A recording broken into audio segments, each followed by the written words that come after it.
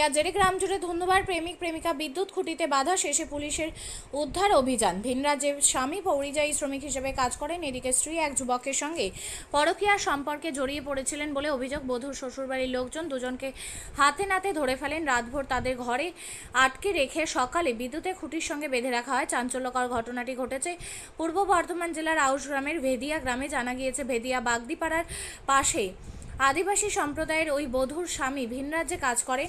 শ্বশুরবাড়ির সদস্যদের সঙ্গে ওই বধূ থাকেন। বাগবাটি গ্রামের এক বিবাহিত যুবকের সঙ্গে তার দীর্ঘদিন ধরেই পরকীয়ার সম্পর্ক গড়ে উঠেছিল বলে অভিযোগ। রাত প্রায় 1টা নাগাদ প্রেমিক যুবক ওই বধূর ঘরে ঢুকেছিলেন। সেই সময় ওই গৃহবধূ শাশুড়ি ঘটনাটি দেখে ফেলেন। বাড়ির লোকজন ও প্রতিবেশীদের তিনিই খবর দেন।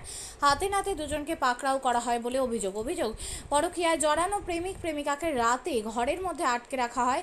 দুজনকে ঘর থেকে বার করে আনে লোকজন। দুজনকে বাড়ির কাছেরই একটি বিদ্যুতের খুঁটির সঙ্গে বেঁধে নিগ্রহ করা হয় বলে অভিযোগ।